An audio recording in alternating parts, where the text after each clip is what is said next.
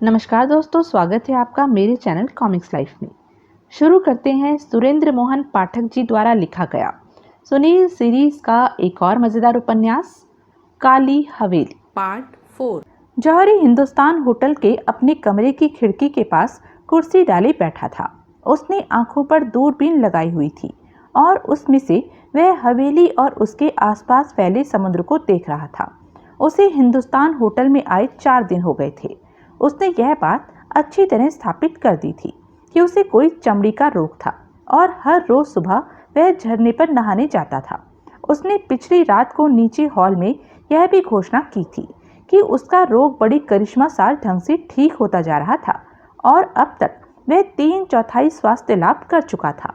सुनील ने विक्रम के बारे में जैसी पूछताछ करने के लिए जौहरी को कहा था, वह वहां संभव नहीं मालूम होती थी।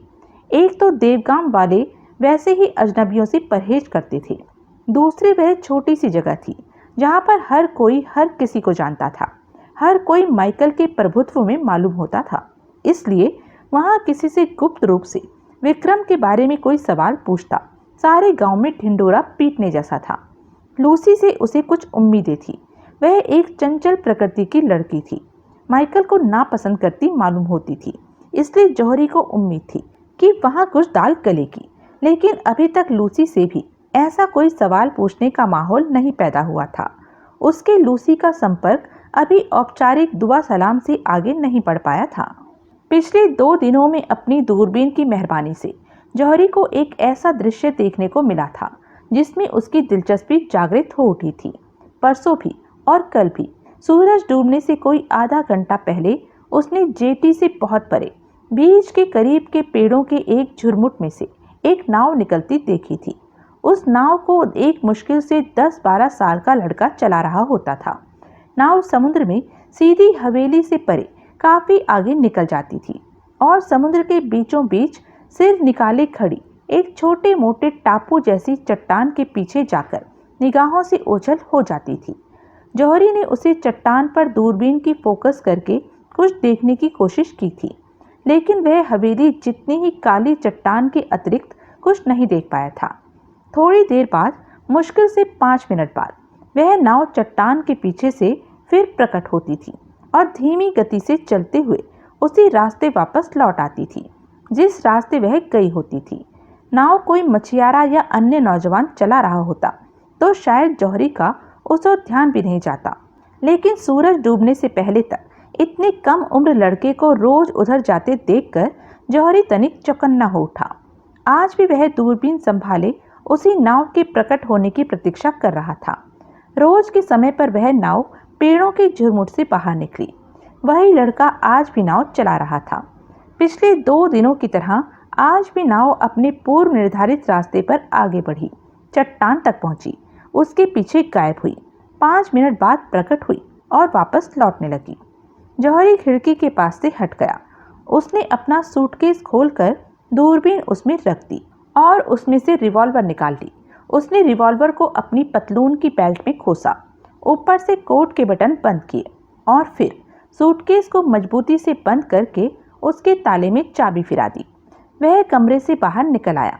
उसने अपने कमरे के दरवाजे पर बूढ़े गोवानी का दिया ताला लगाया, चाबी जेब के हवाले की और सीढ़ियां उतरकर नीचे आ गया।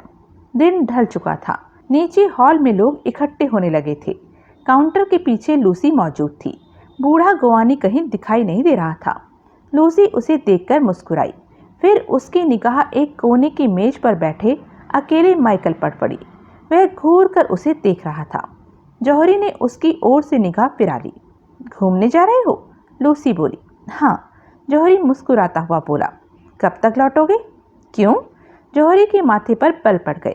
आज स्पेशल चिकन पुलाव बन रहा है, उसे गरम गरम खाने का ही आनंद होता है, इसलिए पूछ रही थी। ओह, मैं 8 बजे तक लौट आऊँगा। जौहरी आगे बढ़ गया। उसने घड़ी देखी। 8 बजने में अभी 2 घंटे बाकी थे। उतने समय में वह उस चट्टान का चक्कर लगाकर लौट सकता था जहाँ वह लड़का रोज जाता था। वह कितनी ही देर पैदल चलता हुआ उस स्थान पर पहुंचा जहाँ वह पेड़ों का झुरमुट था, जहाँ से उसे लड़के की नाव निकलती दिखाई देती थी। वहाँ केवल एक बहुत छोटी सी नाव मौजूद थी। शायद वह वही नाव थी जिस पर लड़का वापस लौटा था। उस समय अंधेरा छा चुका था। जौहरी को उस छोटी सी नाव पर समुद्र में दाखिल होना मुनासिब नहीं लगा।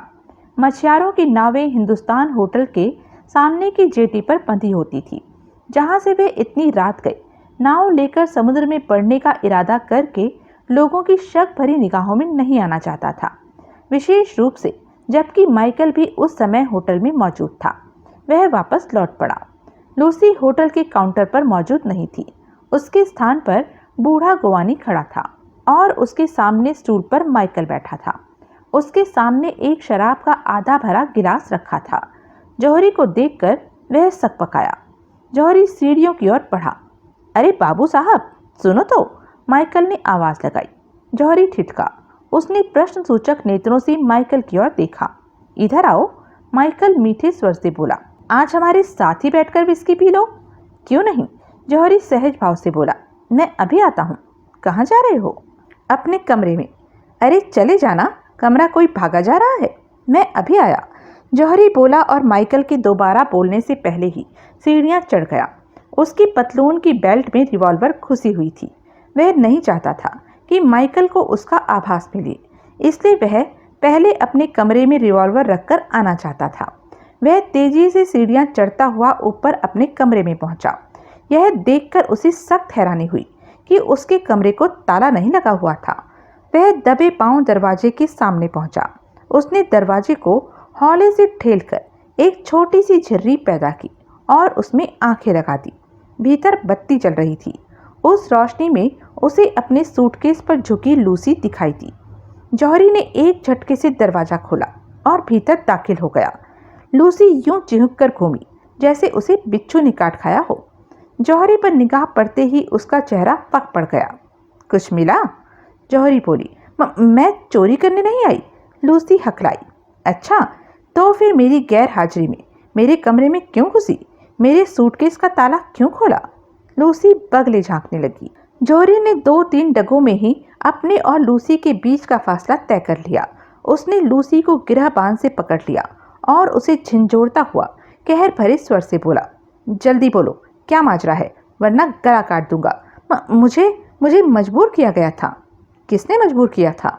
माइकल ने। क्यों? वह तुम पर शक कर रहा है। क्यों? वह हर अजनबी पर शक करता है। क्यों? यह मुझे नहीं मालूम। वह मेरे बारे में क्या जानना चाहता था?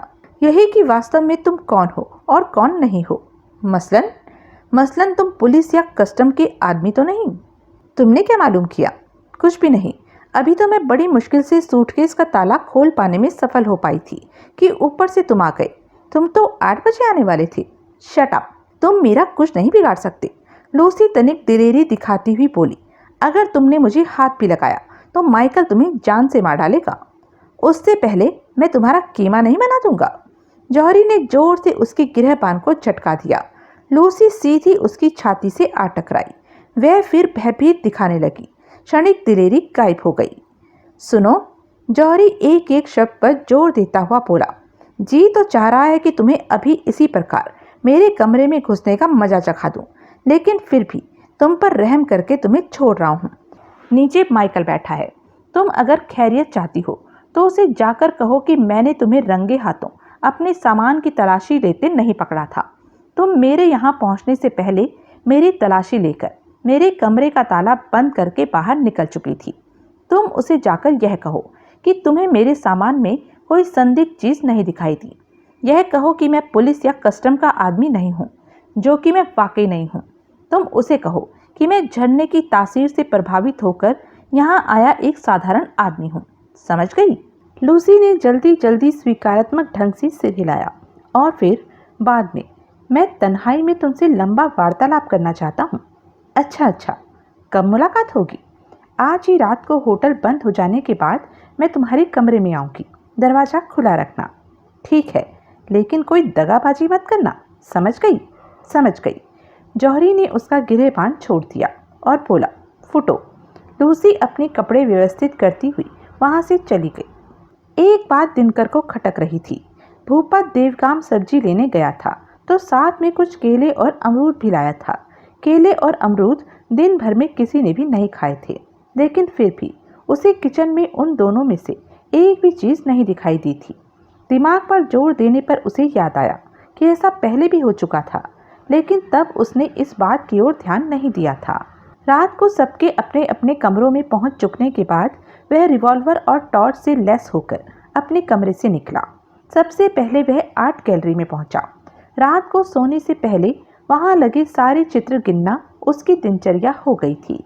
आज भी टॉर्च की रोशनी उसने एक एक चित्र पर डालनी आरंभ की और मन ही मन गिनती करनी शुरू कर दी। 1, 2, 3, 4, 10, 15, 20, 21। वह ठिठक गया। टॉर्च की रोशनी एक स्थान पर स्थिर हो गई। जहां पॉल सलोन की न्यूड लगी हुई थी, वहां से अब खाली फ्रेम झांक रहा था।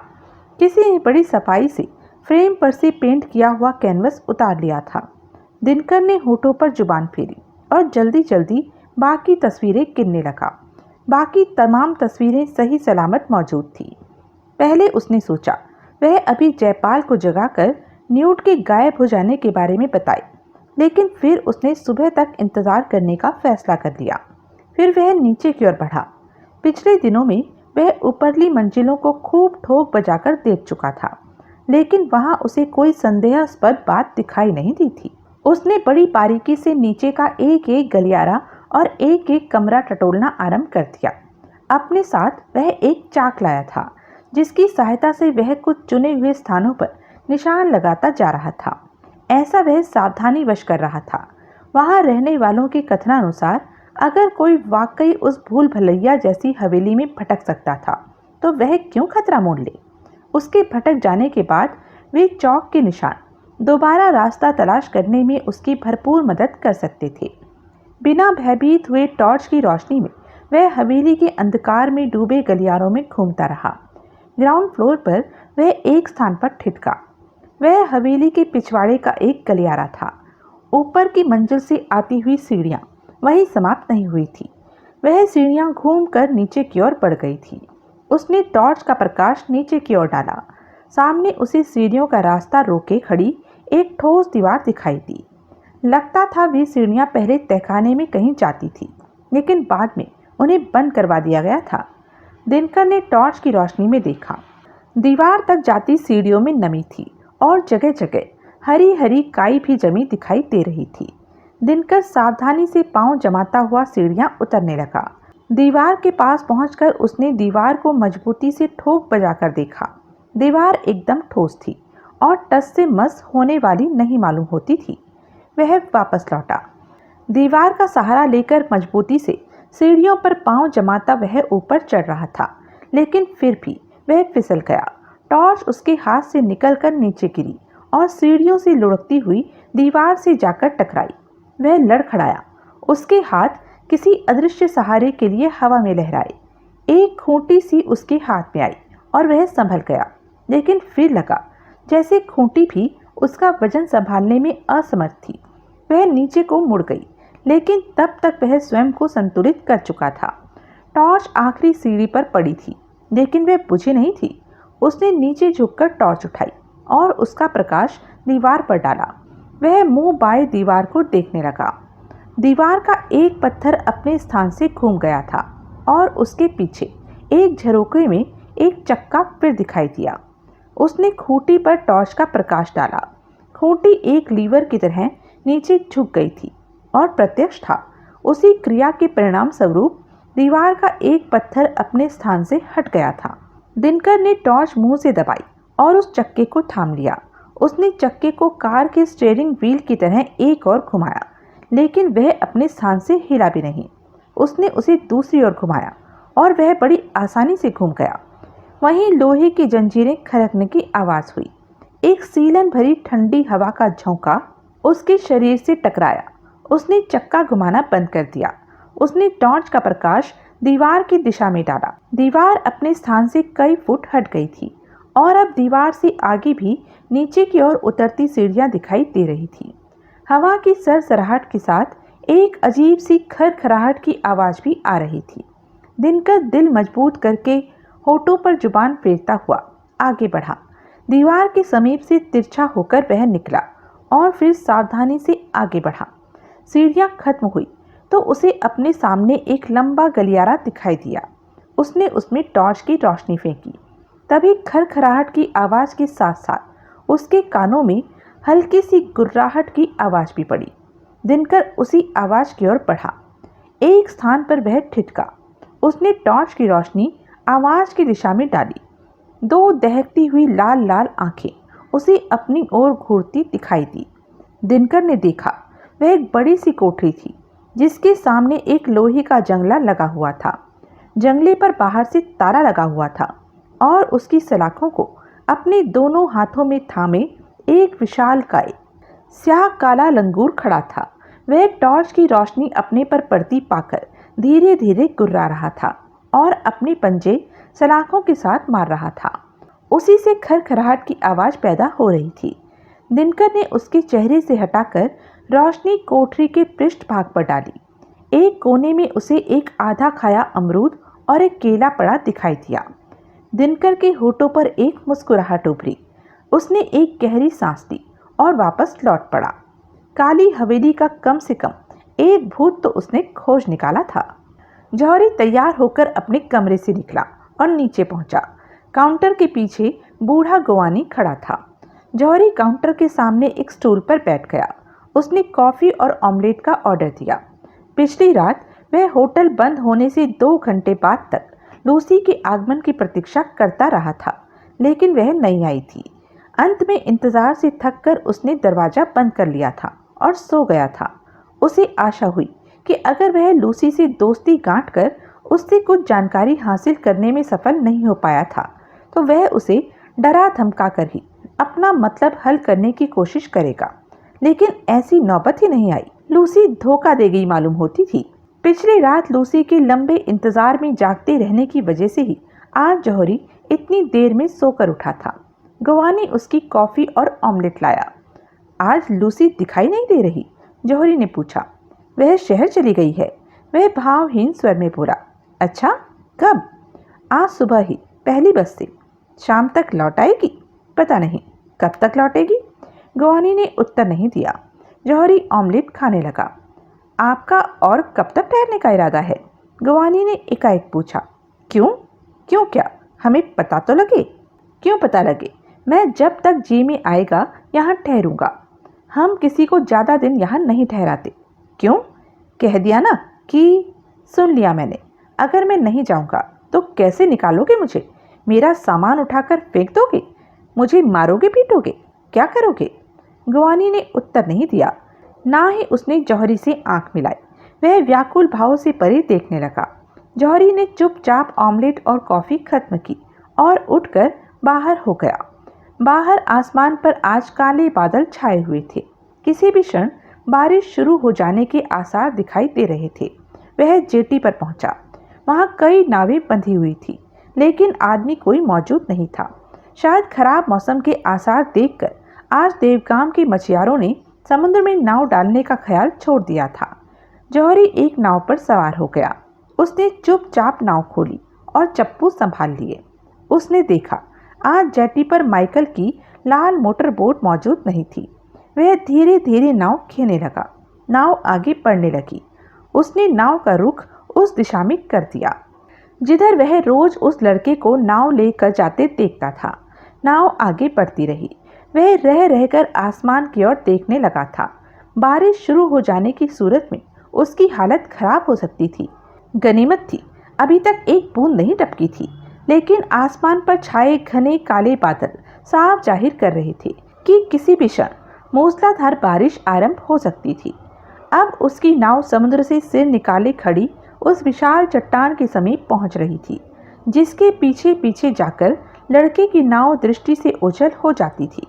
उसने पतलून की बेल्ट में से रिवॉल्वर खींचकर उसे अपनी गोद में रख लिया।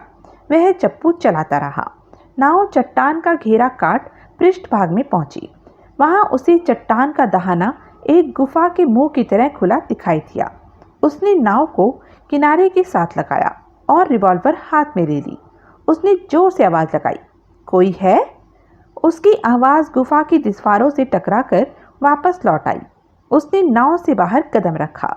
नाव को उसने एक नुकीले पत्थर के साथ बांध दिया और फिर सावधानी से एक एक कदम उठाता हुआ आगे बढ़ा। उसने रिवॉल्वर अपने सामने तानी हुई थी और वह पूरी तरह चौकन्ना था।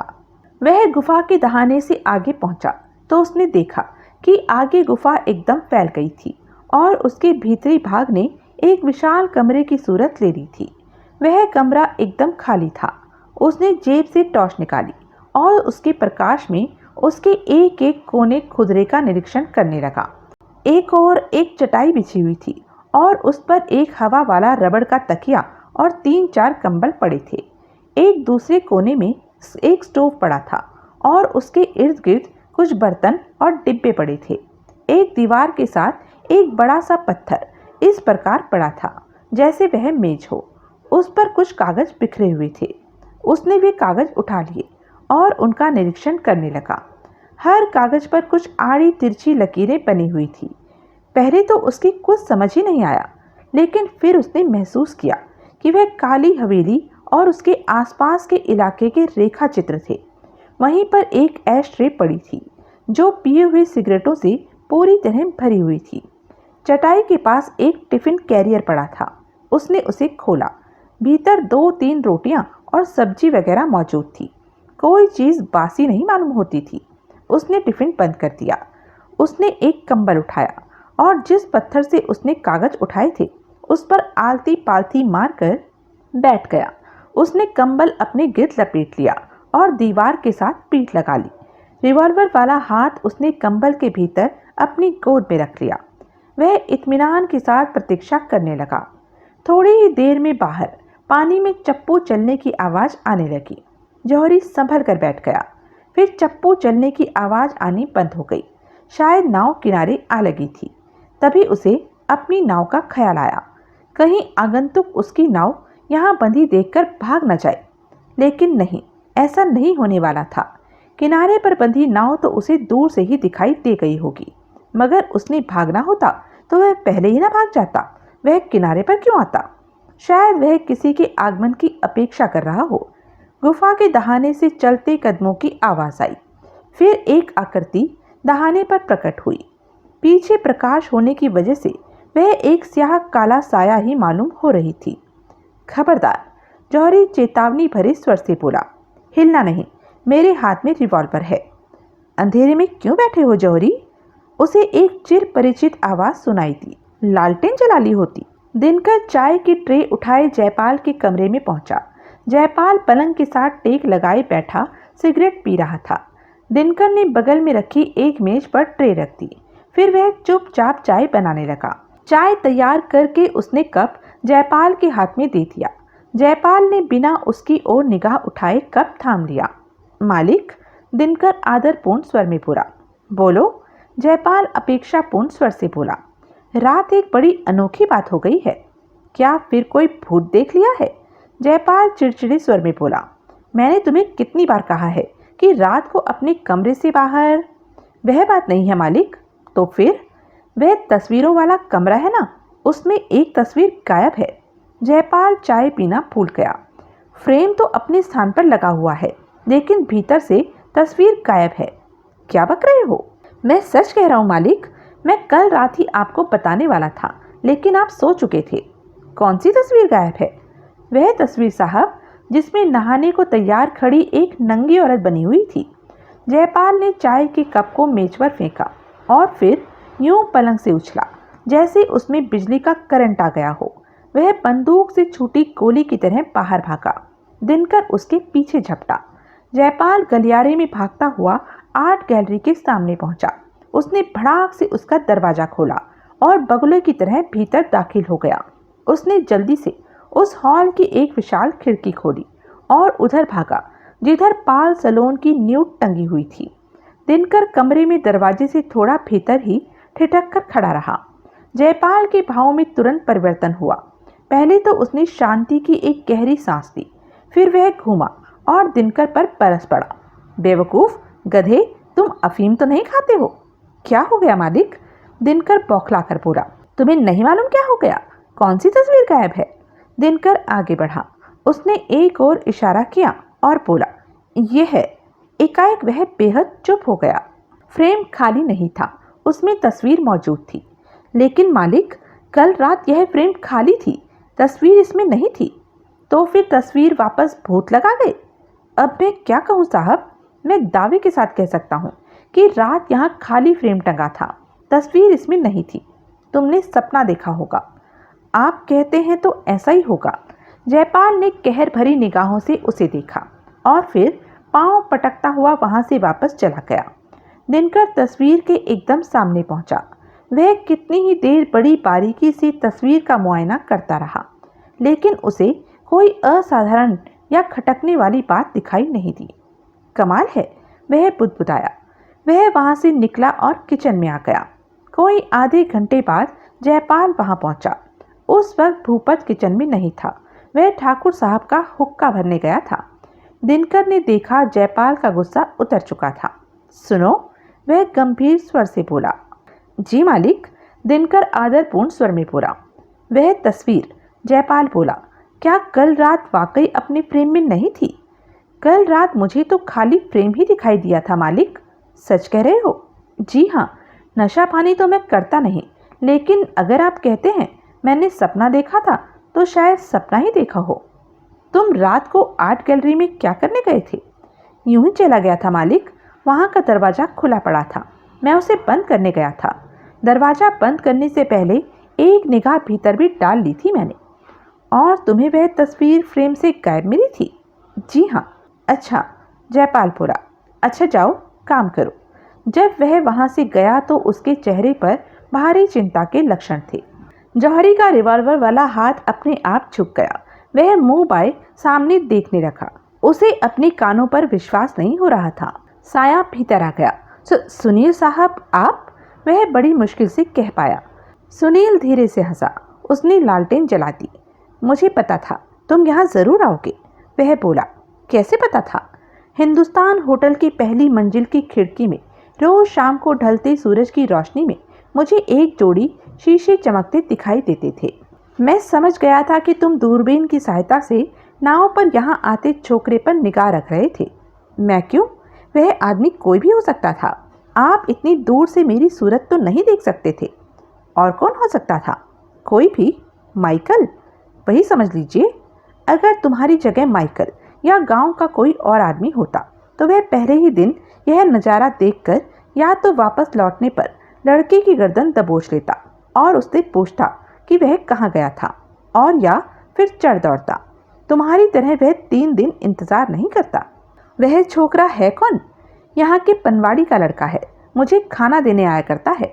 बड़ी मुश्किल से मैं इस गांव में एक ऐसा आदमी तलाश कर पाया था जो माइकल के प्रभाव में नहीं था। लेकिन आप यहाँ कर क्या रहे हैं? वही कुछ जो तुम कर रहे हो। दरअसल मैं गांव में न माइकल की निगाहों में आना चाहता था और न हवेली में जयपाल की निगाहों में। पूरी आज़ादी से उसके कार्यकलापों पर निगरानी रखने के लिए इससे बेहतर जगह और क्या हो सकती थी? कुछ मालूम हुआ? बहुत कुछ। बस यह समझ लो कि खेल खत्म होने वाला है। यानी? अभी नहीं, कल बताऊंगा। अभी 1-2 काम और करने हैं मैंने। तुम बताओ, तुम्हारे हाथ कुछ लगा या नहीं? कुछ नहीं लगा। आप तो जानते ही हैं देवगाम के निवासी कैसे सबके सब माइकल के खूंटे से बंधे हुए हैं। विक्रम सिंह के बारे में किसी से कोई सवाल पूछना सारे गांव में ठिंडोरा पिटवाने जैसा था। लूसी से कोई बात बनी? अभी मैं बात बनाने की कोशिश ही कर रहा था कि वह गायब हो गई। जौहरी ने उसे पिछली रात की सारी घटना कह सुनाई। जौहरी सारी बात सुन चुकने के बाद सुनील चिंतित स्वर में बोला, अब तुम्हारा हिंदुस्तान होटल में टिका रहना खतरे से खाली नहीं। क्यों? लड़की कहकर भी रात को तुम्हारे पास नहीं आई और सुबह सवेरे शहर चली गई। इसका एक ही मतलब हो सकता है कि पिछली शाम को तुम्हारे कमरे में तुम्हारे और लूसी के बीच में जो गुजरा उसकी खबर माइकल को लग गई है। या तो लूसी ने माइकल को खुद ही बता दिया कि तुमने उसे रंगे हाथों पकड़ लिया था और बाद में कमरे में आने को कहा था, और या फिर माइकल ने यह बात लूसी से जबरदस्ती कुबुलवा ली होगी। इसलिए तुम्हारे लिए यही अच्छा है कि तुम फौरन वहां से कूच कर जाओ। लेकिन अगर माइकल का मेरा कोई अहित करने का इरादा होता तो वह ऐसा पिछली ही रात को कर डालता। शायद वह पहले लूसी का इंतजाम करना चाहता हो। वैसे भी अब वहां तुम्हारे हाथ कुछ नहीं लगने वाला। वे लोग सावधान हो गए होंगे। तुम वहां से अपना सामान समेटो और चलते पड़ो। कहाँ? वापस राजनगर। यहाँ क्यों ना आ जाऊँ? यहाँ आकर क्या करोगे? कुछ तो करूँगा ही, किसी काम तो आऊँगा, विशेष रूप से जब आप कह रहे हैं कि खेल ही खत्म होने वाला है। मैं होटल से सामान उठाता हूँ और यहाँ आ जाता हूँ। सामान में क्या कोई ऐसी चीज़ है जिसके बिना तुम्हारा गुजारा नहीं हो सकता हो? नहीं। तो फिर वापस जाकर क्या करोगे? कोई तुम्हें सामान उठाकर नाव पर सवार होता देख लेगा तो खामखा शक करेगा।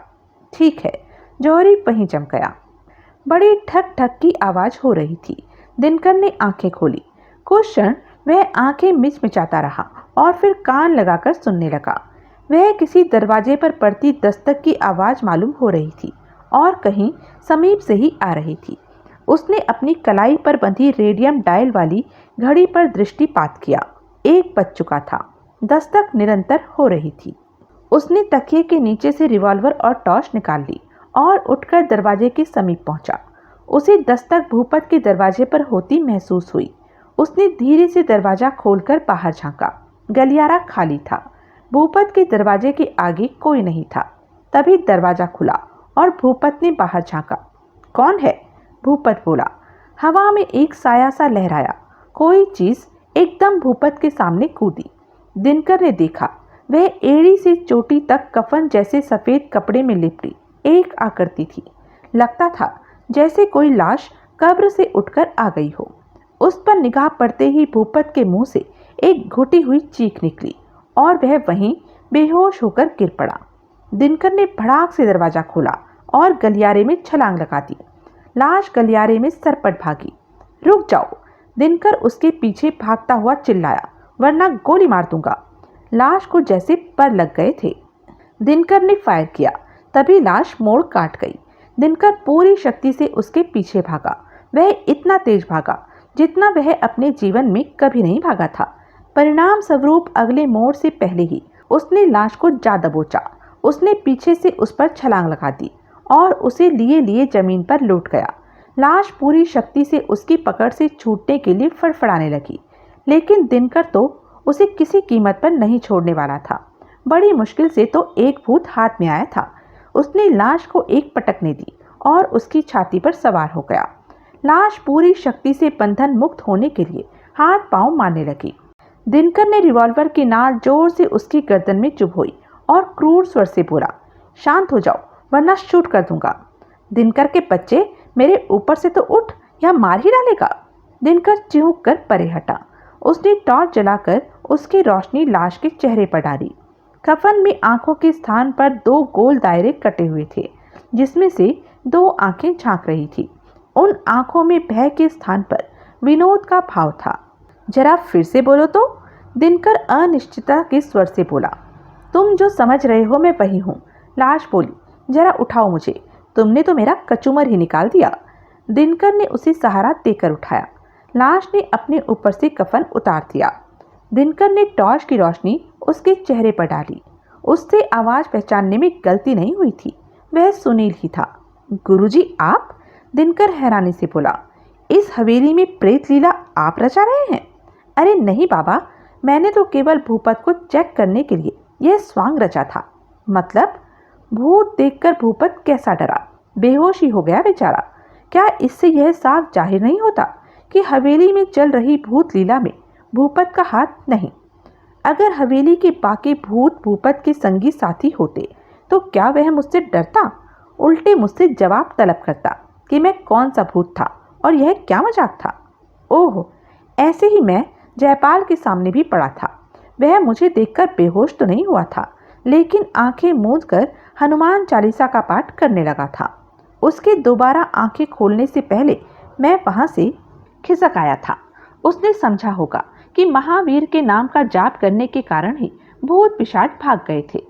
लेकिन आप थे कहाँ और दरवाजे पर दस्तक कैसे हो रही थी? गलियारा तो खाली पड़ा था। मैं भूपत के दरवाजे के ऊपर के रोशनदान के सीखचों को पकड़कर लटका हुआ था और उधर से ही दरवाजे पर दस्तक दे रहा था। भूपत के दरवाजा खोलने पर एकदम उसके सामने पड़ने से ज़्यादा ड्रामेटिक बात मुझे यह लगी थी कि मैं यूं उसके सामने पड़ता जैसे आसमान से टपका हूँ। उसके बाहर निकलते ही मैंने उसके सामने छलांग लगा दी थी। इफेक्ट कैसा रहा था? इफेक्ट को झाड़ू मारिए, भाई साहब, मैंने तो आप पर फायर भी किया था। अगर आपको गोली लग गई होती तो मैं मर गया होता। सुनील भोलेपन से बोला।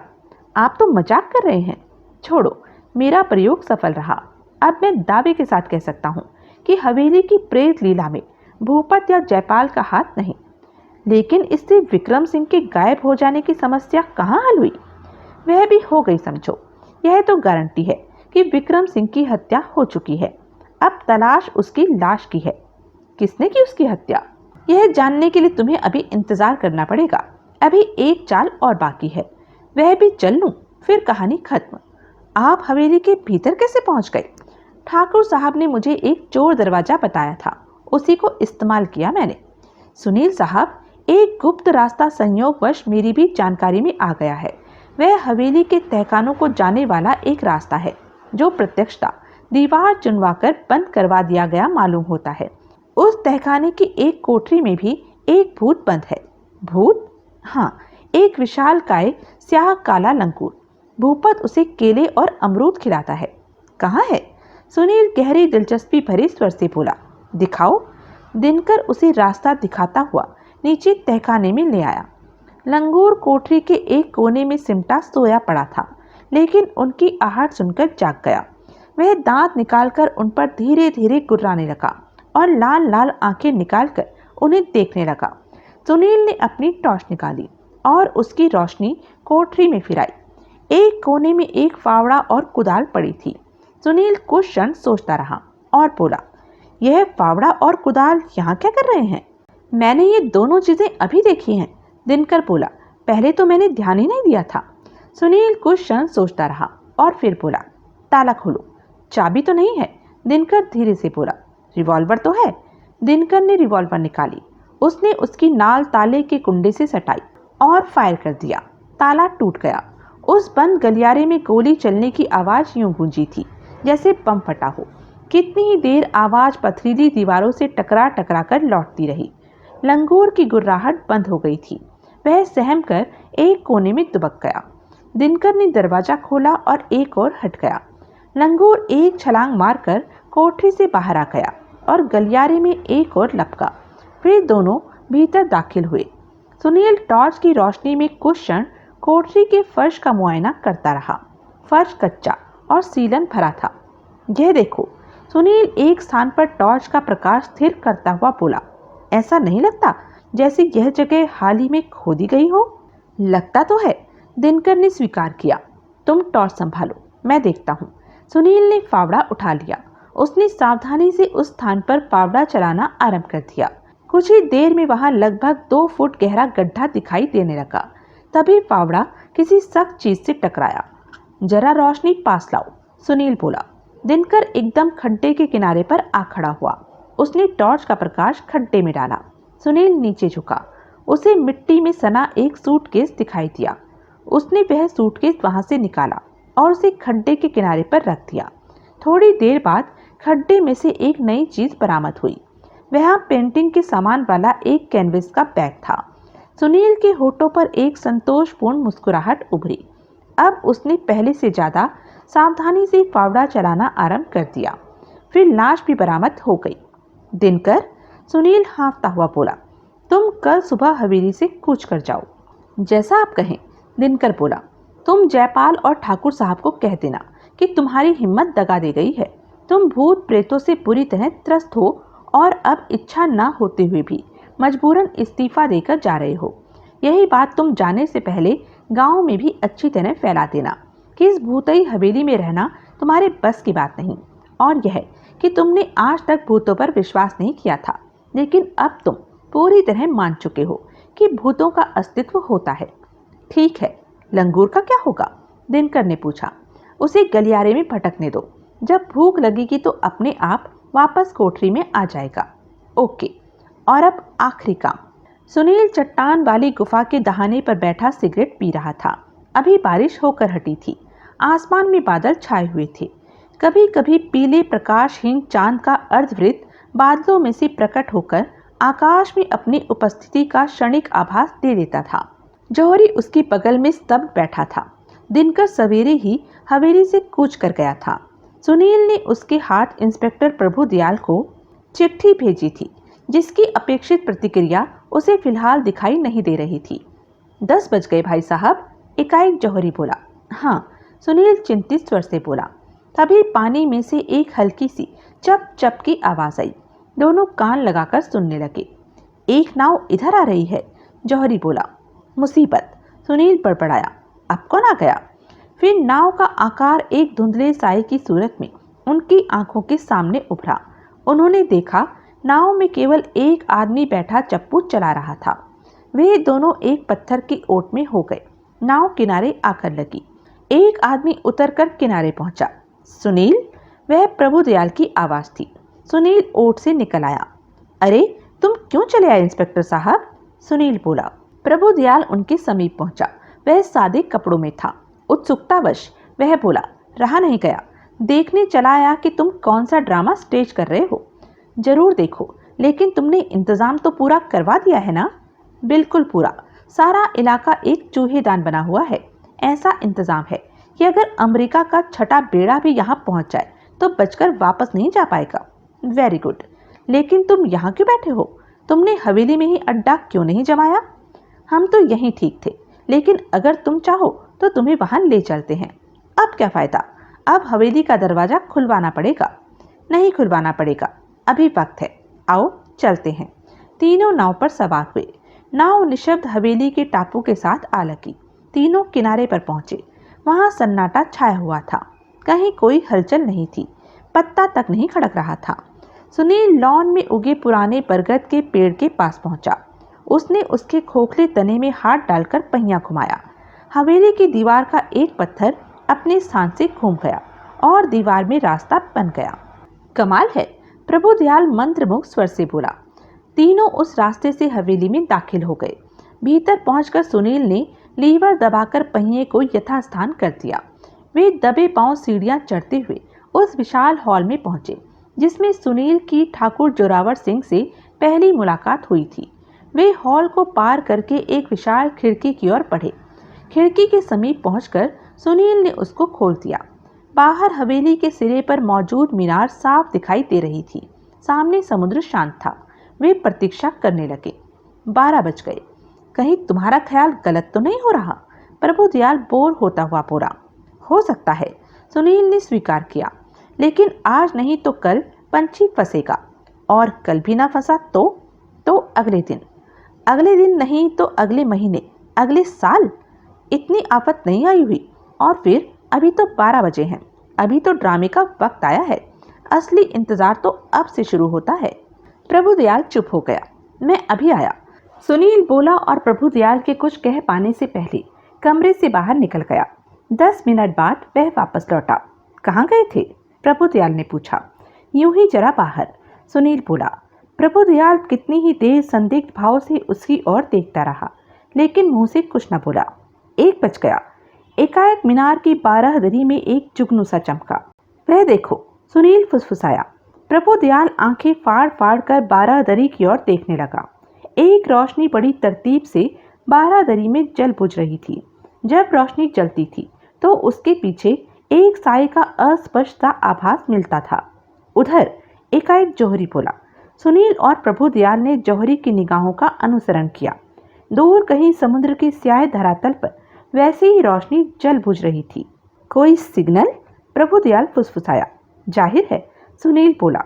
12 दरी में सिग्नल के तौर पर जलती पुष्टि इस बत्ती को यहाँ भूत लीला की प्रसिद्धि प्राप्त है। प्रभुदयाल चुपचाप खड़ा होठों पर जुबान फेरता रहा।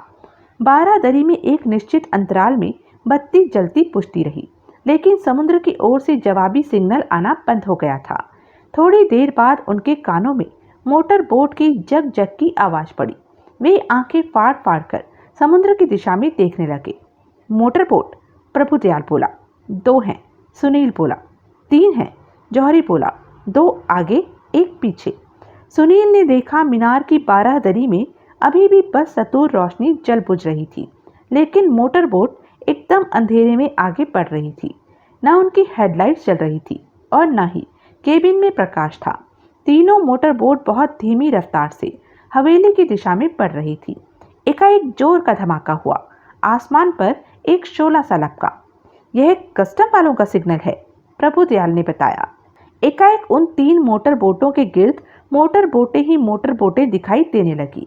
सबकी हेडलाइट चल रही थी और उनका सीधा प्रकाश उनके बीच में घिरी 3 मोटर बोटों पर पड़ रहा था। शांत समुद्र की सतह एकाएक चमकदार रोशनियों से प्रभावित हो उठी। कुछ मोटर बोटों पर सर्च लाइट भी चढ़ी हुई थी, जिनका बहुत ही तीव्र प्रकाश बीच की मोटर बोटों पर पड़ रहा था। बीच की मोटर बोटों में खलबली मच गई। भाग निकलने की कोशिश होने लगी, लेकिन वे जिधर भी रुक करती थी, कस्टम वालों की मोटर बोटें उनके रास्ते में मौजूद होती थी। कस्टम की मोटर बोटें घेरा तंग करती जा रही थी। मीनार की 12 दरी से रोशनी आनी बंद हो गई थी। तभी फायरिंग शुरू हो गई। वातावरण गोलियों की आवाज से गूंज उठा, लेकिन वह सिलसिला जल्दी ही खत्म हो गया। मुकाबला बराबर का नहीं था। तीनों मोटर बोटों वालों ने हथियार डाल दिए। खेल खत्म, प्रभुदयाल बोला। अब तो कोई बत्ती बत्ती जलाओ। जरूर, सुनील बोला। उसने टॉर्च जलाई। उसके प्रकाश में उसने देखा कि हॉल के बीचों बीच लगी 15 फुट चौड़ी सड़क पर 2 मोटी मोटी मोमबत्तियां लगी हुई थी। उसने माचिस निकालकर वे मोमबत्तियां जला दी। कमरे में पीला सा बीमार सा प्रकाश फैल गया। प्रभु, सुनील बोला, जरा बाहर जाकर पता तो करो कि कस्टम वालों के हाथ क्या आया है।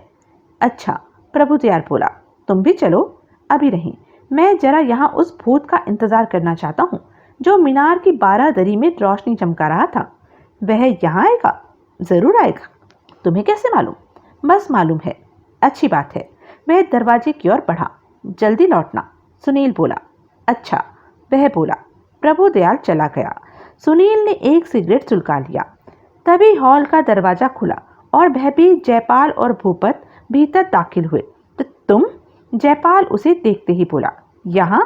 हाँ, सुनील मीठे स्वर से बोला। आइए छोटे ठाकुर साहब। तुम भीतर कैसे आ गए? हवेली के भूतों से मेरी रिश्तेदारी है, उन्होंने रास्ता दिखा दिया। जयपाल कसमसाया और चुप हो गया। यह बाहर क्या हो रहा है? फिर उसने पूछा। स्मगलर पकड़े जा रहे हैं, सुनील शांति से बोला। स्मगलर? कैसे स्मगलर? वही जिन्होंने इस हवेली को अपना अड्डा बनाया हुआ है और जिन्होंने अपनी करतूतों पर ओट डालने के लिए इसे भूतही हवेली बनाया हुआ है। क्या कह रहे हो? जयपाल मुंह बाए उसका मुंह देखने लगा। अभी थोड़ी देर यहीं ठहरो, सारी कहानी स्पष्ट रूप से सामने आ जाएगी। जयपाल चुप हो गया। कोई 10 मिनट बाद प्रभुदयाल वापस लौटा। बाप रे, वह आंखें फैलाकर बोला। एक ही बार में स्मगलिंग का इतना माल कस्टम वालों की पकड़ में कभी नहीं आया होगा। भारत में स्मगल होकर आने वाली ऐसी कोई चीज नहीं थी जो उन 3 मोटर बोटों में मौजूद नहीं थी। क्या सोना, क्या घड़ियां, क्या कपड़ा, हर चीज। अच्छा, सुनील बनावटी हैरानी जाहिर करता हुआ बोला। हवेली में मीनार के एकदम नीचे एक गुफा है जिसमें ऐसे सामान का भारी स्टॉक मौजूद था जो भारत से बाहर स्मगल होता है। आज़ाद हिंदुस्तान के इतिहास में एक बार में स्मगलिंग का इतना माल कभी नहीं पकड़ा गया। सारी मोटर बोटें दुबई से आई थी। तीनों में मौजूद एक एक जीवित व्यक्ति गिरफ्तार कर लिया गया है। कुछ मरे भी हैं, 5, और गिरफ्तार लोगों में 2 ऐसे स्मगलर भी हैं जिनके भारत के अतिरिक्त 8 और मुल्कों में वारंट निकले हुए हैं। स्मगलरों के इधर के कितने साथी गिरफ्तार हुए हैं? 15, सब गुफा के भीतर मौजूद थे। उनका सरगना पकड़ में आया? मालूम हुआ है कि वह माइकल नाम का कोई आदमी है, लेकिन वह वहां मौजूद नहीं था। घबराओ नहीं, वह कहीं जाएगा नहीं, वह यहीं आता होगा। तुम्हें कैसे मालूम? अंदाजा है, लेकिन वह यहाँ क्यों आएगा और कहाँ जाएगा? कमाल है, बड़ी रहस्य में बातें कर रहे हो। देखते जाओ। प्रभुदयाल चुप हो गया। तुम्हारा वह भूत आया जिसका तुम्हें इंतजार था? थोड़ी देर बाद प्रभुदयाल ने पूछा। अभी तक आ जाना चाहिए था उसे, सुनील बोला। लगता है उसे घसीट कर लाना पड़ेगा। मतलब? जौहरी, तुम ऐसा करो, सुनील जौहरी से बोला। तुम छत पर मीनार के दरवाजे पर पहुंचो। और एकाएक वह चुप हो गया। उसने सबको चुप रहने का संकेत किया। उसकी निगाह राणा संग्राम सिंह की तस्वीर पर टिकी हुई थी। तस्वीर धीरे धीरे आगे को सरक रही थी। नीम अंधेरे में ऐसा लग रहा था जैसे राणा संग्राम सिंह अपने घोड़े पर आगे बढ़ रहे थे। जयपाल हक्का पक्का सा तस्वीर देखने लगा। सुनील ने होठों पर उंगली रखकर सबको चुप रहने का संकेत किया और मोमबत्तियां बुझा दी। सब सांस रोके प्रतीक्षा करने लगे। बाहर जलती टॉर्च लाइटों की रोशनी थोड़ी बहुत हॉल में प्रतिबिंबित हो रही थी। उसके प्रकाश में सबने देखा कि राणा संग्राम सिंह की तस्वीर कोई 2 फुट आगे यूं निकल आई, जैसे मेज में से दराज निकलता है। तभी एक आदमी हल्की सी धप की आवाज के साथ उस तस्वीर के पीछे से नीचे फर्श पर कूदा। सुनील ने तुरंत टॉर्च जला दी। वह आदमी चिहुक कर सीधा हुआ। टॉर्च का प्रकाश सीधा उसके मुंह पर पड़ा। खबरदार, सुनील ने कर्कश स्वर से चेतावनी दी। हिलना नहीं, वरना गोली मार देंगे। जौहरी ने तुरंत अपनी रिवॉल्वर निकालकर उसकी ओर तान दी। वह आदमी आंखें मिचमिचाता हुआ उनकी दिशा में देखने लगा। सुनील ने मोमबत्तियां दोबारा जला दी। इंस्पेक्टर साहब, वह बोला, स्मगलरों के सरगना और मीनार के भूत माइकल से मिलो। माइकल व्याकुल भाव से चारों ओर देखने लगा। कहने की जरूरत नहीं कि मीनार में पहुंचने का एक रास्ता यह भी है, जिसमें से माइकल अभी बाहर निकला है। सुनील बोला, तुम्हें कैसे मालूम हुआ? जयपाल के मुंह से निकला, पहली बार जब मैं हवेली में आया था तो मैंने मीनार का भी चक्कर लगाया था। मीनार का प्रवेश द्वार बंद था और उस पर एक जंग लगा ताला झूल रहा था। हालात साफ बता रहे थे कि वह दरवाजा एक लंबे अरसे से खोला नहीं गया था, लेकिन फिर भी मीनार के भीतर मुझे ऐसा सूत्र मिला जिससे जाहिर होता था कि हाल ही में मीनार में कोई गया था। कोई आदमी, भूत नहीं। मैं भूतों को नहीं मानता, मुझे बात कितनी ही अलौकिक क्यों न लगे, मगर वह मुझे अपनी आंखों से दिखाई दी है तो मैं उसमें कोई चालाकी या कोई ट्रिक ही मानूंगा। मीनार में क्या सूत्र मिला तुम्हें? प्रभुदयाल ने पूछा। एक चरस वाला पनामा सिगरेट। दुनिया की कोई शक्ति मुझे विश्वास नहीं दिला सकती कि भूत चरस वाला पनामा सिगरेट पीते हैं, लेकिन भूपत ऐसा सिगरेट पीता है।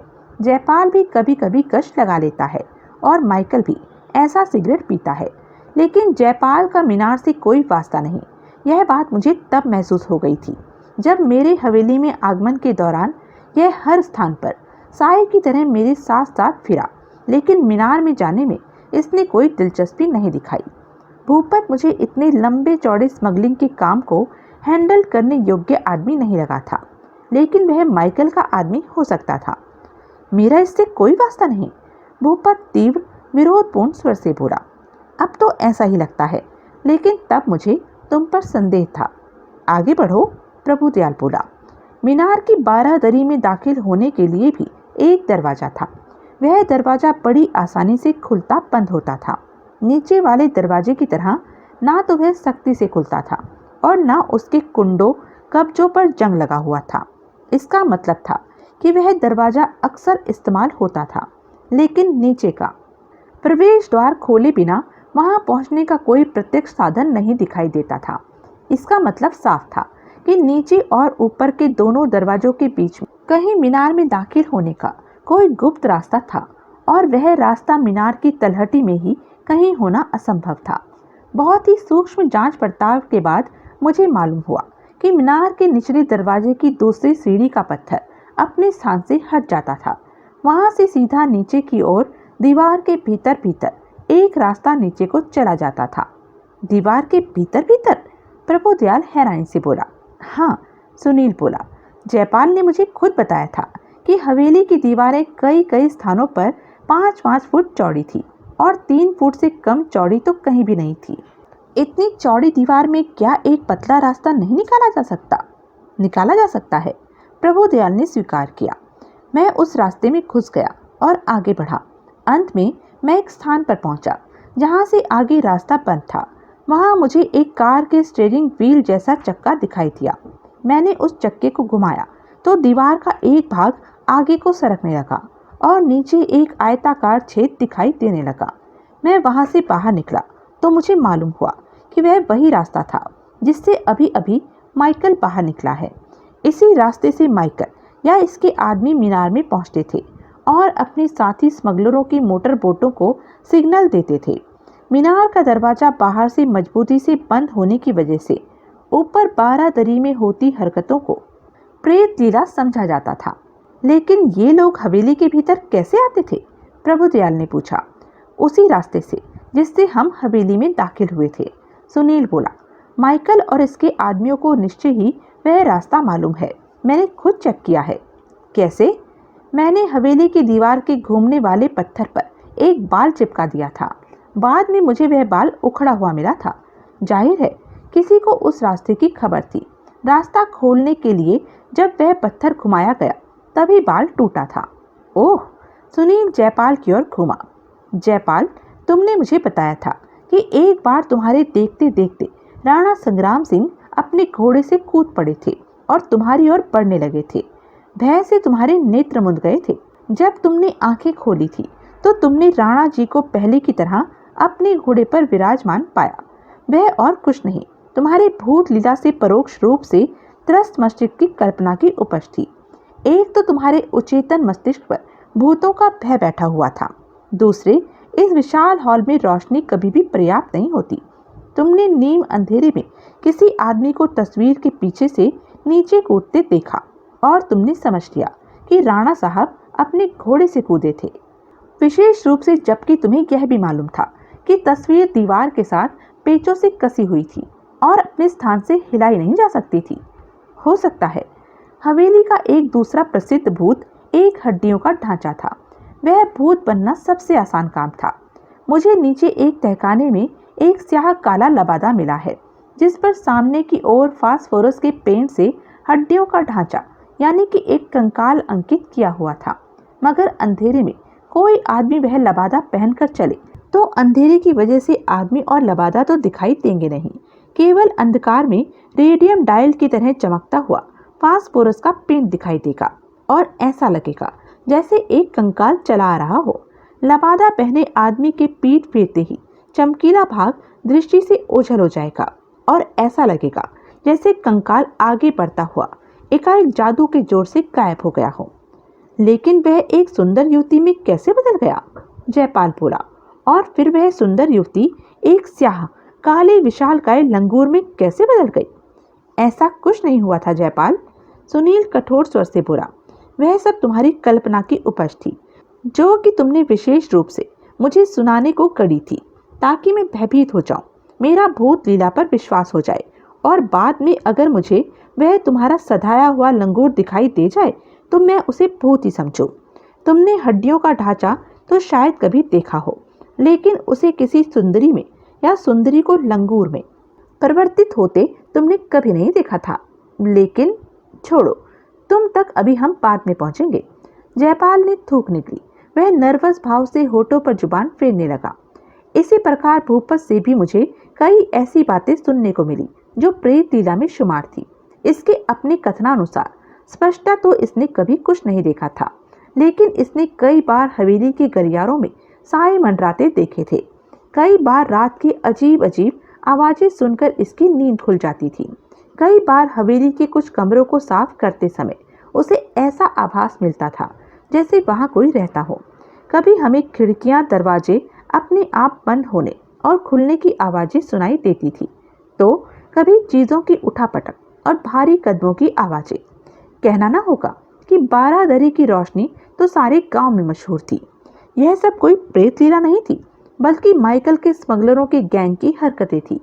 इतनी बड़ी हवेली में 2 शख्स रहते हैं, जिनमें से एक अंधा है। जयपाल यहाँ कभी कभी आता है।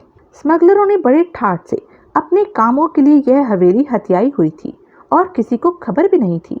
कभी किसी को कोई संकेत किया तो उसने उसे भूत लीला समझा। माइकल को मालूम हुआ तो उसने रहने वालों का भूतों पर विश्वास जमाने के लिए एक आध भूत इन्हें बनाकर भी दिखा दिया। स्मगलिंग के हेडक्वार्टर के रूप में इस्तेमाल करने के लिए माइकल को हवेली से बढ़िया जगह हासिल हो ही नहीं सकती थी। हवेली की पहली मंजिल ही इस्तेमाल नहीं होती थी। तहखानों तक तो किसी के जाने का सवाल ही नहीं पैदा होता था। हवेली के पिछवाड़े के समुद्र में उतरती गुफा को हवेली की ओर ठाकुर साहब ने बंद करवा दिया था, जो माइकल ने फिर खुलवा लिया था। स्मगलरों की मोटर बोट उस गुफा के रास्ते एक तरह से सीधा हवेली में ही घुस आती थी। गुफा का मुंह अगर आपने ध्यान दिया हो तो आपको मालूम होगा एकदम मीनार के नीचे है। मोटर बोट क्योंकि हमेशा अंधेरी रातों में ही यहाँ पहुँचती थी और हेडलाइट जलाए बिना पहुँचती थी, इसलिए उसे सही रास्ता दिखाने के लिए कोई सिग्नल जरूरी होता था। इसलिए ऊपर मीनार में एक बत्ती जलती बुझती रहती थी। क्यों माइकल? माइकल ने उत्तर नहीं दिया। सुनील, प्रभुदयाल बोला, तुमने यह कैसे सोच लिया? भूत लीला में माइकल का ही हाथ था। और किसका हाथ हो सकता था? इस गांव में माइकल के सिवाय और है ही क्या? यहाँ के मछियारे तो माइकल की भेड़े हैं। लेकिन फिर भी मैंने जयपाल और भूपत को चेक किया था। कैसे? मैंने खुद भूत बनकर इन्हें डराया था। भूपत तो बेचारा बेहोश ही हो गया था और जयपाल भी कम भयभीत नहीं हुआ था। जयपाल और भूपत दोनों मुंह बाए सुनील को देखने लगे। अगर भूत लीला में इन लोगों का हाथ होता तो क्या ये उस नकली भूत से डरते जो मैं बना था? तुम ठीक कह रहे हो, प्रभुदयाल ने स्वीकार किया। सच पूछो तो मैं देवगाम में कदम रखते ही समझ गया था कि वह सारा गांव ही स्मगलरों का था। एक तो गांव बसा ही समुद्र तट पर बड़ी सहूलियत की जगह पर था। फिर हवेली का माहौल और उसकी भूतही मशहूरी की कहानी भी यही जाहिर कर रही थी कि इन लोगों द्वारा अपनी कुछ हरकतों को छुपाने के लिए और अपनी कुछ सहूलियतों को बनाए रखने के लिए ही भूत लीला का प्रपंच रचा जा रहा था। मैं तो भूतों को मानता नहीं। मेरी निगाह में जहां भूतों के अस्तित्व की बड़ा जोर देकर पुष्टि की जा रही हो, वहां जरूर किसी का कोई गहरा स्वार्थ निहित होता है। मैं पहली बार यहां पहुंचा तो इन लोगों ने मुझे यूं देखा जैसे वहां चोर घुस आया हो। हर किसी ने हर चंद कोशिश की कि मैं उस रात हवेली में न जाऊं और किसी प्रकार वापस चला जाऊं, लेकिन मुझे भी जिद हो गई कि मैं हवेली जरूर पहुंचूंगा। मुझे टलता ना पाकर माइकल ने मुझे काफी देर अटकाए रखने के बाद मुझे एक टूटी फूटी नाव दे दी, जिस पर कि मैं देवगाम को रवाना हो गया। उसे उम्मीद थी कि मैं रास्ते में ही किसी चट्टान से टकरा कर मर खप जाऊंगा।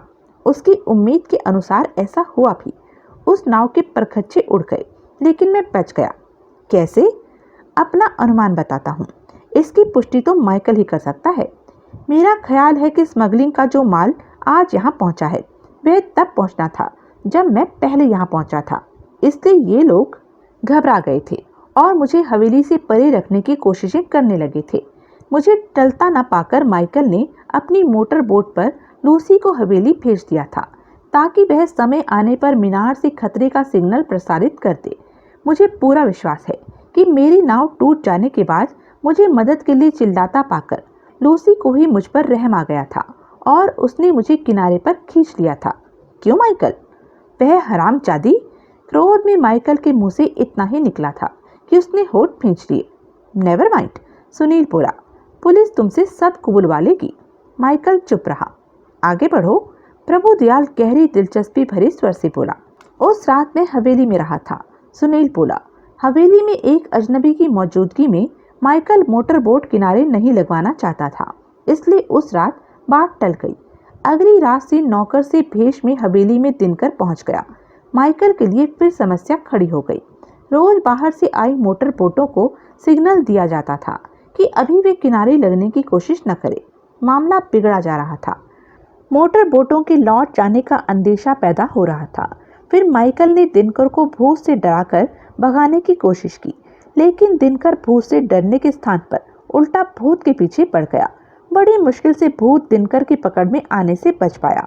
फिर मेरे कहने पर दिनकर नौकरी छोड़कर यहाँ से कूच कर गया।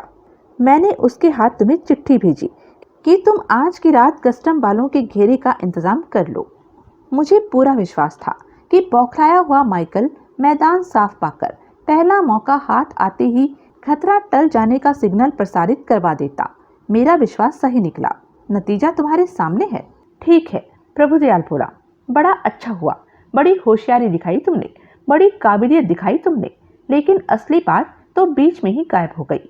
इस तमाम हंगामे के साथ विक्रम सिंह का क्या रिश्ता हुआ? वह कहाँ गायब हो गया? कैसे गायब हो गया? पहले यहाँ आते ही मेरे दिमाग में जो थ्योरी पनपी थी वह यह थी कि शायद विक्रम सिंह ने संयोगवश हवेली में स्मगलरों की हलचल देख ली थी और उसका मुंह बंद करने के लिए ही माइकल ने उसका कत्ल करवाकर लाश गायब करवा दी थी। माइकल ने कुछ कहने के लिए मुंह खोला। नहीं नहीं, तुमने ऐसा नहीं किया, सुनील उससे बोला। मुझे मालूम है तुमने ऐसा नहीं किया। पहले मेरा ख्याल था कि विक्रम सिंह की हत्या हुई थी, लेकिन अब लगता है मेरा ख्याल गलत है। यानी वह जैसे रहस्यपूर्ण ढंग से हवेली से कहीं गया था, वैसे ही रहस्यपूर्ण ढंग से लौट आया मालूम होता है। क्या? जयपाल के मुंह से निकला। अभी थोड़ी देर पहले मैंने उसे उसके कमरे में सोया पड़ा देखा था। कितनी ही देर कमरे में मरघट का सा सन्नाटा छाया रहा। यह नहीं हो सकता, एकाएक जयपाल चिल्लाया। क्यों नहीं हो सकता? सुनील ने प्रश्न किया। मेरा मतलब है, वह भला ऐसा क्यों करेगा? वह पहले एकाएक गायब क्यों हो जाएगा और अब एकाएक बिना किसी को खबर किए वापस क्यों आएगा? आओ चलकर उसी से पूछते हैं, सुनील बोला और उसने मेज से 2 जलती मोमबत्तियां उठाकर हाथ में ले ली। जयपाल ने थूक निकली। जौहरी, प्रभुदयाल बोला, माइकल को कवर करके रखना। अच्छा, जौहरी बोला। सब लोग विक्रम सिंह के कमरे के सामने पहुंचे। सुनील ने दरवाजे को धक्का दिया। दरवाजा बड़ी आसानी से खुल गया। यह दरवाजा कभी कभार अपने आप जाम हो जाया करता है, सुनील बोला। क्यों जयपाल? जयपाल ने उत्तर नहीं दिया। सब कमरे में दाखिल हुए। सुनील ने अपनी मोमबत्तियों वाले हाथ ऊंचे कर दिए ताकि रोशनी अच्छी तरह सारे कमरे में फैल जाए। एक कोने की मेज पर विक्रम सिंह का सूटकेस पड़ा था। पलंग की पीठ के साथ उसका पेंटिंग्स के सामान वाला कैनवस का बैग टंगा हुआ था। कोई पलंग पर सिर से पांव तक कंबल ओढ़े सोया पड़ा था। इसे जगाओ, सुनील जयपाल से बोला। नहीं, जयपाल आतंकित स्वर से बोला। क्यों? यह विक्रम सिंह नहीं हो सकता। क्यों नहीं हो सकता? क्योंकि क्योंकि क्योंकि तुमने उसका कत्ल करके उसे उसके सामान सहित हवेली के एक तहखाने में दफन कर दिया था, सुनील कर्कश स्वर से बोला। नहीं, यह क्या किस्सा है? प्रभुदयाल बेसब्रेपन से बोला। अभी तो तुम कह रहे थे कि विक्रम सिंह जिंदा है और अभी तुम कह रहे हो कि जयपाल ने उसका कत्ल किया। और फिर यह पलंग पर सोया आदमी कौन है? विक्रम सिंह, सुनील बोला। जयपाल, वह बहुत गहरी नींद सोया मालूम होता है, जरा आगे बढ़कर इसे जगाओ। नहीं, जयपाल आतंकी स्वर से बोला। मैं जगाता हूँ। प्रभुदयाल दृढ़ कदमों से आगे बढ़ा। नहीं, जयपाल चिल्लाया, उसे हाथ मत लगाना।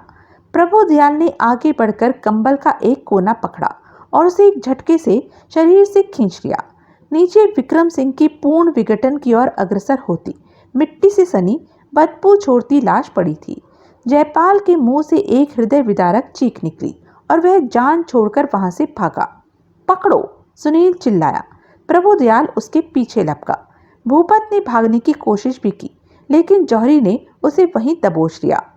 उस गड़बड़ का फायदा उठाकर माइकल ने भी वहां से खिसकने की कोशिश की। जौहरी ने बेहिचक फायर कर दिया।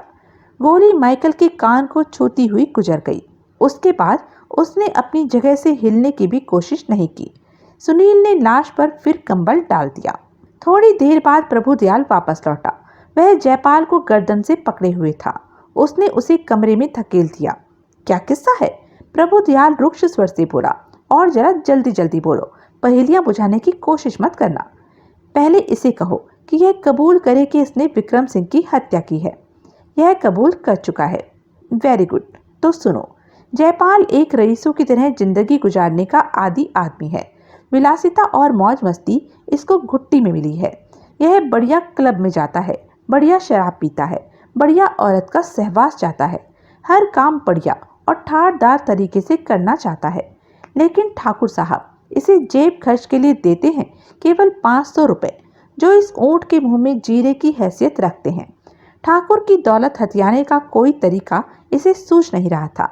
फिर इसका ध्यान उस इकलौती कीमती चीज की ओर आकर्षित हुआ जिस तक इसकी पहुंच थी।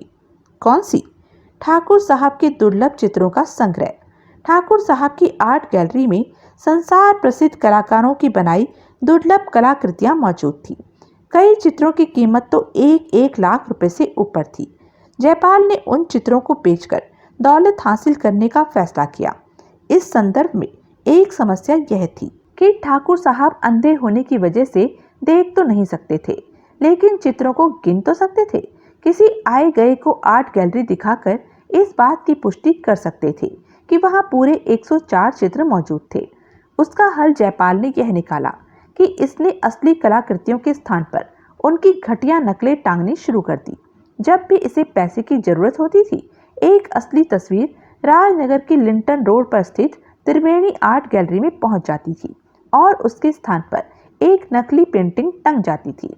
राजा साहब की कितनी तस्वीरें इस प्रकार वहां पहुंच चुकी हैं जयपाल? जयपाल चुप रहा। जवाब दो, प्रभुदयाल गर्जा। 22 बड़े मुश्किल से जयपाल के मुंह से निकला। जब विक्रम सिंह के आगमन की बात जयपाल को मालूम हुई तो इसके छक्के छूट गए। साधारण आदमी को तो असली और नकली पेंटिंग में फर्क नहीं महसूस होता, लेकिन विक्रम सिंह तो खुद बहुत बड़ा चित्रकार था। उसकी निगाहों से नकल छुपी रहे यह असंभव था। इसलिए चोरी का एक छोटा अपराध छुपाने के लिए जयपाल ने कत्ल का बड़ा अपराध कर डाला। उसने पहली रात चाकू से विक्रम सिंह का खून कर दिया, उसकी लाश उसके सामान सहित नीचे तहखाने में पहुंचा दी और फिर ऐसी स्टेज सेट कर दी जिससे यह जाहिर हो कि विक्रम सिंह हवेली से भाग गया था। यानी कि इसने मोटर बोट देवगाम के किनारे पर जा बांधी, गैरेज में से काली एम्बेसडर निकाली और उसे राजनगर की महात्मा गांधी रोड पर खड़ी करके छोड़ आया। वापस वह एक प्राइवेट टैक्सी पर आया जो सुबह 5 बजे के करीब देवगाम लौटती देखी गई थी। रमाकांत उस टैक्सी की तलाश में लगा हुआ है। मुझे उम्मीद है उसका ड्राइवर जयपाल को बड़ी सहूलियत से पहचान लेगा। आगे फिर जयपाल के सामने दूसरी मुसीबत तब आई जब ठाकुर साहब के बुलावे पर मैं हवेली पहुंचा। हवेली भूतों का नहीं, स्मगलरों का अड्डा था। यह बात तो मुझे यहाँ पहुंचते ही महसूस हो गई थी। मैंने यही समझा था कि विक्रम सिंह स्मगलरों का शिकार हो गया था। इसी आधार पर मैंने यह कहा था कि मेरे पास एक थ्योरी थी जो विक्रम सिंह के गायब होने का राज खोल सकती थी। जयपाल यह बात सुनकर घबरा गया। उसने समझा कि मैं कोई ऐसी बात भांप गया था जो उसे विक्रम सिंह का हत्यारा सिद्ध कर सकती थी। जयपाल जैसे अनाड़ी अपराधी में न तो सब्र होता है और न कोई योजनाबद्ध कार्य प्रणाली। इसीलिए हड़बड़ाहट में इसने उसी रात मेरा भी कत्ल करने की कोशिश की। कैसे? जो कमरा मुझे दिया था वह विशेष रूप से एक हत्या की स्टेज के रूप में पहले से ही सेट किया हुआ था। विक्रम सिंह के हवेली में आने की खबर पहले आ गई थी। वह जानता था कि असली आर्टिस्ट के आते ही उसकी पेंटिंग्स चुरा चुरा कर बेचने वाली पोल खुल जाएगी। इसने तभी विक्रम सिंह की ऐसी हत्या करने की स्टेज तैयार कर ली थी जो दुर्घटना लगे। उसने उस कमरे की छत का पलंग के एकदम ऊपर का एक पत्थर छत में एक लोहे की खूंटी से फंसाकर इस प्रकार सेट कर दिया था कि खूंटी खींचते ही वह पत्थर नीचे आ गिरे। शहर से यह एक सधाया हुआ लंगूर लाया था जिसकी खिड़की के रास्ते कमरे में दाखिल होकर छत पर चढ़ जाने की और वह खूंटी खींच देने की ट्रेनिंग पहले से ही दी हुई थी और जरूर कई रिहर्सल भी करवाए होंगे। क्यों जयपाल? जयपाल के मुंह से बोल नहीं फूटा। विक्रम सिंह हवेली में आया। सुनील आगे बढ़ा, लेकिन किसी वजह से जयपाल उसे उस कमरे में रहने के लिए तैयार न कर पाया। ऐसी क्या बात थी जयपाल? प्रभुदयाल ने अधिकारपूर्ण स्वर से पूछा। वह आर्ट गैलरी के बगल के कमरे में रहना चाहता था, जयपाल दबे स्वर से बोला। प्रभुदयाल की आवाज में ऐसा दबदबा था कि जयपाल चुप नहीं रह पाया था। विक्रम सिंह असली कलाकार था। उसका ऐसी महान कलाकृतियों के ज्यादा से ज्यादा करीब रहने की इच्छा प्रकट युक्ति संगत भी लगता है। बहरहाल विक्रम सिंह का कत्ल तो जयपाल के लिए जरूरी था और वह हुआ। अंतर केवल इतना था कि वह उसकी मौत को दुर्घटना का रूप न दे सका, इसलिए उसे उसकी लाश ठिकाने की जहमत उठानी पड़ी। अगर वह छत के पत्थर गिरने से मरता तो बड़ी आसानी से यह कहा जा सकता था कि दुर्घटनावश खंडर बनती हवेली की छत नीचे आ गिरी थी और वह बेचारा मर गया था। सुनील एक क्षण चुप रहा और फिर बोला, बाद में यही तरकीब जयपाल ने मेरी हत्या के लिए इस्तेमाल की, लेकिन तकदीर से मैं बच गया। मुझे अब याद आ रहा है कि रात को दरवाजा भीतर से बंद कर लेने की और एकाध खिड़की खुली छोड़ देने की राय जयपाल ने मुझे विशेष रूप से दी थी। इससे पहले लंगूर जैसे भूत की कहानी की स्थापना इसने पहले ही कर दी थी, ताकि अगर मैं संयोगवश अपने कमरे में लंगूर देख लूं तो उसे भूत ही समझूं। अगली सुबह तुम्हें यह संदेह हुआ कि तुम्हारी हत्या का प्रयत्न किया गया था? प्रभुदयाल ने पूछा। कतई नहीं, सुनील बोला। मैं तो उसे एक कच्ची दुर्घटना समझा था। हाँ, लंगूर देखकर मेरा माथा जरूर ठनका था, लेकिन उसे भी मैंने दृष्टि भ्रम समझकर मन से निकाल दिया था। यह तो बहुत बाद में, जब मैंने बड़ी बारीकी से उस कमरे की छत का निरीक्षण किया था, तो मुझे वास्तविकता का अनुमान हुआ था। तुमने यह कैसे सोच लिया कि वह इंतजाम वास्तव में विक्रम सिंह के लिए किया गया था? इसलिए कि यह इंतजाम कोई एकाध घंटे में हो जाने वाला तो नहीं था ना। विक्रम सिंह के आगमन की तो उसे पहले से खबर थी, इसलिए उसने सारा इंतजाम कर लिया था। मैं तो यहाँ बड़े अप्रत्याशित ढंग से एकाएक आ धमका था। मेरे यहाँ पहुँचने के बाद इतना लंबा चौड़ा इंतजाम करने की गुंजाइश कहाँ थी? तुम्हें पेंटिंग्स की हेरा फेरी की खबर कैसे लगी थी? क्या तुम्हें ऐसी चीज़ों का ज्ञान है? कतई नहीं। मैंने सारी तस्वीरों को खूब ठोक बजाकर देखा था, लेकिन मुझे सपने में भी नहीं सूझा था कि उनमें से कोई नकली भी थी। हाँ, एक पेंटिंग मुझे जरा अपेक्षाकृत नई लगी थी, जिसके बारे में जयपाल ने कह दिया था कि भूपत ने उसे जरा ज्यादा प्यार मोहब्बत से झाड़ पोंछ दिया होगा, और मैं संतुष्ट हो गया था। मजेदार बात यह है कि पहले जयपाल ने मुझे आर्ट गैलरी में ले जाने में बहुत आनाकानी की थी। उसने मुझे यह कहकर टालने की कोशिश की थी कि सब वाहियात तस्वीरें थी, कोई पल्ले पड़ने वाली चीज नहीं थी। लेकिन जब उसे यह पता लगा कि मैं चित्रकला के बारे में कुछ नहीं जानता था और मैंने पहले कभी अमृत कला की रचना नहीं देखी थी, तो उसकी जान में जान आई थी और वह सहर्ष मुझे आर्ट गैलरी में ले आया था। तुम यह बताने जा रहे थे कि तुम्हें पेंटिंग्स की हेरा फेरी की खबर कैसे लगी? प्रभु दयाल ने उसे याद दिलाया। हाँ, सुनील बोला, राजनगर में मैंने रमाकांत के माध्यम से जयपाल को चेक करवाया था।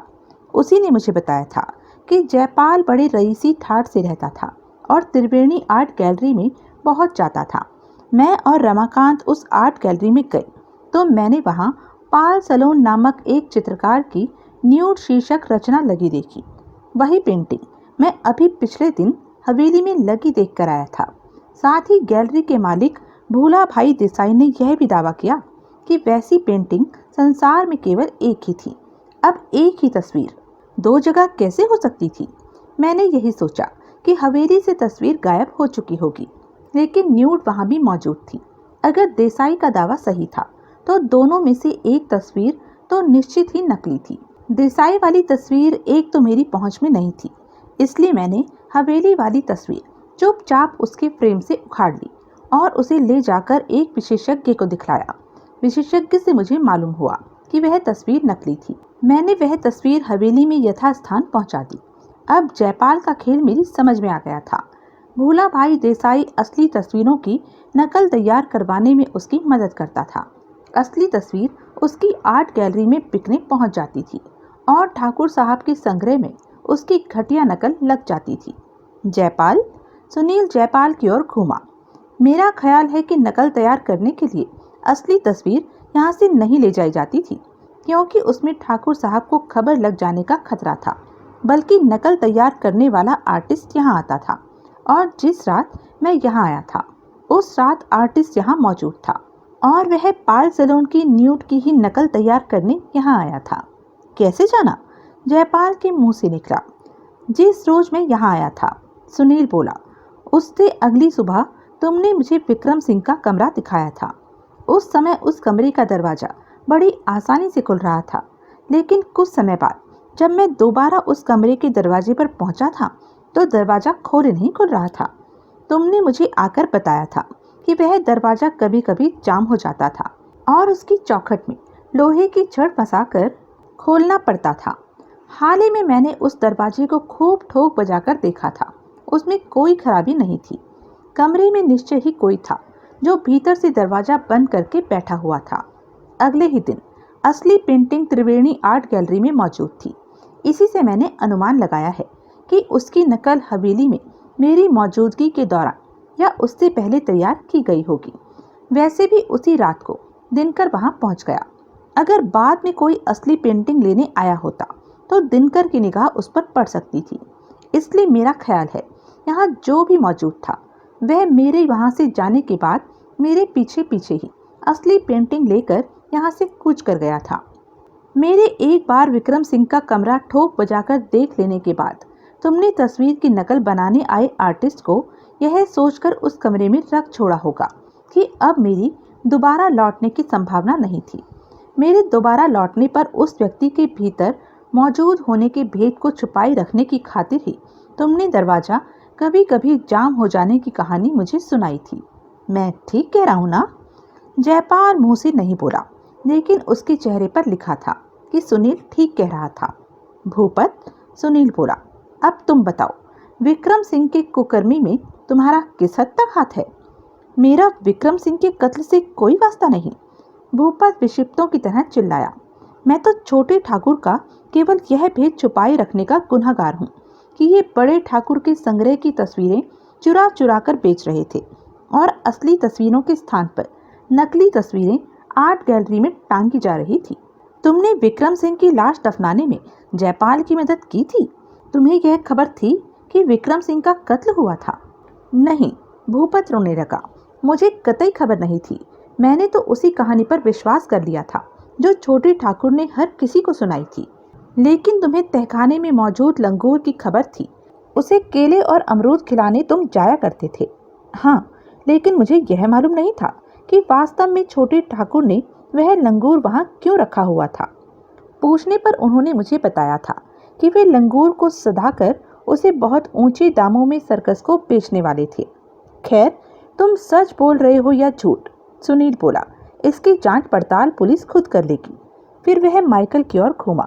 माइकल, अब मैं एक दो बातों की पुष्टि तुमसे चाहता हूँ। गो टू हेल, माइकल गुर्राया। प्रभु दयाल का एक झन्नाटेदार थप्पड़ माइकल के मुंह पर पड़ा। उसके बाएं गाल पर प्रभु दयाल के भारी हाथ की 5 उंगलियां उभर आई। जो पूछा जाए उसका सीधा और सच्चा जवाब दो, प्रभु दयाल कहर भरे स्वर से बोला। माइकल ने थूक निकली। मछली फैक्ट्री के एक टेम्पो पर एक आदमी ने देवगाम से शहर तक मेरा पीछा किया था, सुनील बोला। आदमी के चेहरे पर चेचक के घने गहरे दाग थे। वह तुम्हारा आदमी था? माइकल मुंह से कुछ नहीं बोला। उसने सिर हिलाकर हामी भरी। फिर वह आदमी मेरी कार का नंबर नोट करके वापस लौट आया था। तुमने राजनगर में जागीरी नाम के आदमी को फोन करके मेरी कार का नंबर बता दिया था और उसे मेरा पीछा करने और मेरी असलियत के बारे में जानकारी हासिल करने के लिए कह दिया। जागीरी मेरे राजनगर पहुंचने से पहले ही हाईवे पर मेरी कार की प्रतीक्षा में मौजूद था। मेरी कार राजनगर में दाखिल होते ही वह मेरे पीछे लग गया था, लेकिन वह मेरे बारे में कुछ जानकारी हासिल करने में सफल नहीं हो सका था क्योंकि मैं उसे डॉस दे गया था। उसने यही बात देवगाम ट्रंक कॉल करके तुम्हें बता दी थी, ठीक? माइकल ने हामी भरी। पहली रात मेरी किश्ती टूट जाने के बाद मुझे लूसी ने ही बचाया था ना? हाँ, इस बार माइकल नफरत भरे स्वर से बोला। उसी हरामजादी ने बचाया था। उसने उस रोज तुम्हें मर खप जाने दिया होता तो आज यह नौबत ना आती। कहानी खत्म, सुनील बोला। बाद में ठाकुर जोरावर सिंह को जयपाल की करतूतों की खबर लगी तो उन्हें बहुत दुख हुआ। ज़्यादा दुख उन्हें इस बात का हुआ कि जो 22 चित्र जयपाल बेच चुका था वे अब सारे संसार में फैल चुके थे, इसलिए उन्हें दोबारा हासिल कर पाना संभव नहीं था। अपने भतीजे के भावी अंजाम से ज़्यादा दुख उन्हें विक्रम सिंह की मौत का हुआ था। उस घटना के बाद उन्होंने हवेली छोड़ दी और शहर की कोठी में आकर रहने लगे, जहां उन्होंने कई नौकर चाकर रख लिए। वहीं कोठी में उन्होंने एक आर्ट गैलरी की स्थापना की जिसमें उन्होंने अपने सारे दुर्लभ चित्र लगा दिए और आर्ट गैलरी को केवल अपनी मिल्कियत बनाए रखने के स्थान पर उसे कला पार्क की जनता के लिए खोल दिया। उनके इस काम से अमृत कला के विद्यार्थी बहुत लाभान्वित हुए। जयपाल को कत्ल के इल्जाम में फांसी की सजा मिली। भूपत संदेह लाभ पाकर बरी हो गया, लेकिन वह लौटकर ठाकुर जोरावर सिंह के पास नहीं आया। त्रिवेणी आर्ट गैलरी का मालिक भूला भाई देसाई भी चोरी के माल में क्रय विक्रय के इल्जाम में गिरफ्तार हुआ। उसी सेशन में 6 महीने की सजा हुई, लेकिन वह हाईकोर्ट में अपील करके छूट गया। माइकल और उसके संगी साथियों को लंबी लंबी सजाएं हुई। तफ्तीश पर मालूम हुआ कि माइकल की मछली फैक्ट्री तो केवल उसकी स्मगलिंग की गतिविधियां छुपाने के लिए ओट का काम करती थी। स्मगलिंग का अधिकतर माल डिब्बा बंद मछली के डिब्बों में भरकर ही सारे भारत में फैलाया जाता था। देवगाम में स्मगलरी का सफाया हुआ। माइकल का आतंक समाप्त हुआ तो वहां के गिने चुने ईमानदार लोगों ने चैन की सांस ली। ऐसे लोगों में हिंदुस्तान होटल का मालिक बूढ़ा गोवानी और उसकी लड़की लूसी भी थे, जो कि माइकल के आतंक से सबसे अधिक त्रस्त थे। सुनील की लूसी से एक मुलाकात हुई। उसमें उसने अपनी जान बचाने के लिए उसका शुक्रिया अदा किया। सुनील वापस राजनगर लौटा था तो उसे मालूम हुआ कि रमाकांत ने उस टैक्सी ड्राइवर को भी खोज निकाला था जिसकी टैक्सी पर सवार होकर जयपाल वापस देवगाम लौटा था। उसे जयपाल की सूरत अच्छी तरह याद थी। उसने एक पुलिस लाइनअप में से निसंकोच जयपाल को पिक कर लिया था। सुनील के जीवन का वह एक दुर्लभ केस था जिसमें रमाकांत और उसके आदमियों की भरपूर भागदौड़ हुई थी, लेकिन फिर भी उसने एक बार भी नगदऊ का नाम नहीं लिया था और न ही उस संदर्भ में कोई अपना परंपरागत असंतोष प्रकट किया था। तो यह था इस उपन्यास का अंतिम भाग। ऐसे ही मज़ेदार उपन्यास के लिए बने रहें मेरे साथ, और हाँ, मेरे चैनल को लाइक, शेयर और सब्सक्राइब करना ना भूलें, और कमेंट करके ज़रूर बताएं कि यह उपन्यास आपको कैसा लगा। अगर आपको उपन्यास अच्छा लगा हो और आप मुझे सपोर्ट करना चाहते हो तो आप सुपर थैंक्स के जरिए भी मुझे सपोर्ट कर सकते हैं। धन्यवाद।